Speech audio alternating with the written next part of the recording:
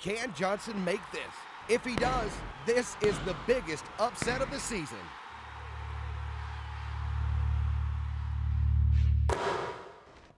Are you kidding me? That was a sure bet. I can't pay rent. How am I going to pay my tuition? How am I even going to cover that? Am I going to have to move back home? My parents are going to kill me. You can't control the game, you don't call the plays. Don't throw it away. Betting on sports can cost you what matters most. Call 888-ADMIT-IT. Welcome back. Today we've been exploring the diverse and unique culture here on the First Coast. In addition to great music and a vibrant nightlife, Jacksonville has an artistic side as well. Just in time for spring, the Riverside Arts Market had its grand opening March 5th. Austin Nichols was there with all the action. Take a look. Music fills the air as patrons from near and far gather underneath the Fuller One Bridge to experience the Riverside Arts Market. Here, crowds of people stroll along the riverfront to see what local vendors have to offer. Aisles of booths offer unique items including fresh organic produce, handmade clothing and jewelry, and festively decorated gourds. Well, I came out today to showcase some of my crochet artwork. Some unique accessories, hopefully I'll do well. And there's plenty more to enjoy at the Arts Market, including food and entertainment. Today, it's particularly busy because it's the event's grand reopening. Sherry Smith says vendors are expecting a large turnout. Today you will, because there are a lot more vendors than there usually are, because there's been a gap. From December until March, there are no artists. So people are excited to see what new art we have this year. So you probably will see a lot more vendors this year, and it's great weather. Right. So. Vendors like Smith say they appreciate the Arts Market because it gives them the opportunity to publicly display their works without being dominated by big retail brands. It's so great because there's so many artists out here that you wouldn't get to see otherwise, and it brings a lot of culture to Jacksonville. And while the Riverside Arts Market provides attendees with plenty of goods, entertainment, and art, it fosters both community and culture too. 1, 2, 3. Here we go! In dedication to the event's renowned success, Mayor John Payton is here to open a new 200-foot boat dock to provide Riverside access to future events. And of course helps to celebrate the cultural diversity of our community and artistic talent. So all these things are working in great synergism to be a catalyst for, I think, building a really relevant downtown that's going to become a place where people want to live, want to work and recreate and enjoy their free times. Now in its third year, the event is still going strong and attracting attention. Accordingly, event attendees and vendors are on the rise. Well, what's really cool about the Riverside Arts Market is that it's the first thing of its kind in Jacksonville. We've had art festivals, but they're in and out in 3 days. This is every single Saturday for the rest of your life. We operate March through December, but it's really a chance for local Jacksonvillians and vendors that are close to Jacksonville to come out, show off their homemade goods. Riverside Arts Market everything is made by the vendors that you see on site. Next Saturday, the Arts Market will be here for the local community to enjoy then, and hopefully for years to come. Austin Nichols, Inside Jacksonville. Riverside Arts Market is open every Saturday from 10 to 4. It runs until the end of December. For more information, simply search Riverside Arts Market on the web. Sounds good. And another popular art venue, one Jacksonville artist has taken his day job and turned it into a profitable hobby. David Smith has the story. Don Maxey's a hard-working guy. A Jacksonville native, he spent the last 30 years in construction as a sheet metal worker, but now he's using his skill for a different purpose. A self-proclaimed copperhead, Don makes and sells copper art at the first Wednesday Art Walk in downtown Jacksonville. In fact, for the last 3 years, he's been crafting copper creations exclusively. Don says his work has continued to receive a positive response. It's been good. It's been good. Made a little money, but mainly everybody really appreciates it. Really likes to see me working. Likes the different aspects of it, as far as in different stuff I can make and different applications of the metal, different techniques of working the metal. They really like it, so it's been good. Maxey says that for now, he's been able to remain successful and stay local while doing what he loves. we've done a little traveling out of town, but it's kind of expensive if you don't make enough money, and the setup fees in a lot of places are a little higher than, and so you're right here in town, it's, you know, doing good here. There's no reason to go look anywhere else. Popular local events like the first Wednesday Art Walk have given artists like Don Maxey a chance to showcase their work and gain some popularity. David Smith, Inside Jacksonville. For more information on Don Maxey's handcrafted copper art, visit copperheadmetalarts.com. Now, Mary, I have actually never been to the artwork.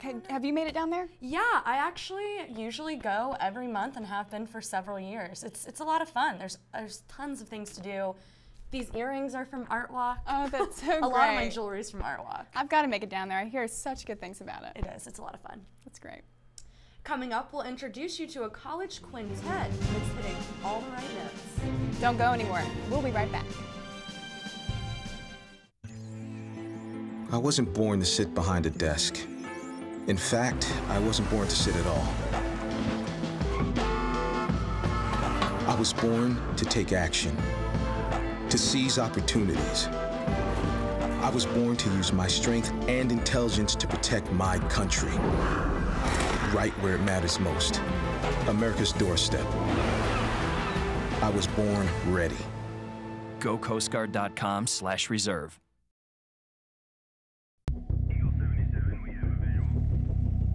When I joined the Florida National Guard, I never thought I'd be saving lives. It's more than money for college. It's built my character and given me a sense of accomplishment. The Guard opened the door for me. Now I'm on a career path, and I'm the leader of my team. I put on the uniform, and I have a whole new outlook on life. Country, community, family. That's what matters most to me. If that matters to you, go to 1-800-GO-GUARD.com. Hurricanes are a fact of life in Florida. If you have a disability or special medical needs, you need to have a plan for when these storms threaten. Think the process through, write out your plan, and share your plan with family members or friends. You should be prepared to care for yourself independently for at least 2 weeks. Florida's Division of Emergency Management's website, floridadisaster.org, has a planning tool to help you and family members create your plan. It takes just a few minutes, and you can better protect yourself when a hurricane threatens. We have a musical send-off for you this morning, but first, we'd like to pat ourselves on the back just a little bit. The Florida Associated Press has recognized a story we did as a part of last November's Jaguars program as one of the best in the state. The story was called God or Football. Reporter Ed Coker examined the big dilemma during the NFL season. Go to church or go to the game. He may not look like it, but die-hard tailgater John Short does both. John is a church greeter and a tailgate organizer, but other churchgoers may have different plans. Some of them do, and of course I think some of them just skip the church on Sunday, but that's their own preference, you know. I prefer to go. I was raised that way, and I make sure I get to church every week because I know I need it. But is John the exception or the rule? An answer to this question can be found not too far from Everbank Field. He was lost and is found. Meet Father Fred Park. He's the pastor at Assumption Catholic Church on the south side. His parish has a pretty nice backyard. He knows there's definitely something different on NFL Sundays. Because we have that many masses, no question, it changes though during the football season. Ed's story was one of the 2 finalists in the News Features category. The winner will be announced at the Florida AP Convention next month in Orlando. Ed graduated in December, and he's now working as a photographer and editor at First Coast News. It's just great and really rewarding to see how somebody that was here last semester is just making it all the way to the top. And it was great to get to see Ed get better and better and better, and now he's getting recognized. So that's amazing. Good job, Ed. Another story coming straight out of UNF, but this time in the music department. If singing is your thing, or you just like to hear beautiful voices, you'll want to take a look at this. Inside Jacksonville's Joe Carably shows us 5 UNF music majors who say they're living in perfect harmony.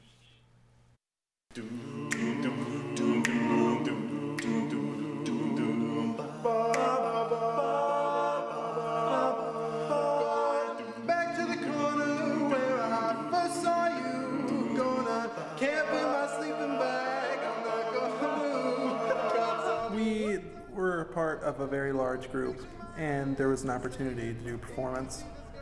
And we were the only ones who showed up, and we went through it, and everyone just went ballistic. So just 5 of us can make it, so we started a new group. Really, you guys never get the brunt of it, man, because it's always you. It's always us three. Y'all can't beat us. Yeah, we're very, very goofy. We're keeping it clean. We talk about food, we make fun of each other, it's the TBS, and then we sing. Mostly make fun of each other. And then we make fun of each other, and then we sing. And your heart starts to wonder where on this earth I could be, thinking maybe you'll come back into this place that we meet. And you I'm a big fan of a cappella groups. I've always been that way. So it's been a dream of mine to sing in one. And the fact that I have this opportunity now when we started this group and our chemistry is there, and it's a great thing. I like the a cappella feel, the fact that we can, as vocalists, portray instruments, maybe, you know, and to be able to have fun doing it, and it's more of a challenge to do singing without accompaniment. All I always say is because we can't afford to pay a band, because we're broke. It's a powerful thing when you get it done just right, like with the right amount. It's very powerful to just have the human voice alone. Thinking maybe you'll come back into this place that we meet, and you see me waiting for you on the corner of the street, so I'm not moving. We've made a big impact on pretty much every crowd we sing in front of, and I think that we can definitely take that out of city, out of state, out of country. It's just a matter of, you know, just pushing ourselves to the limit. I'm not moving. Oh, I'm going back to the corner where I first saw you. Gonna camp in my sleeping bag. I'm not gonna move.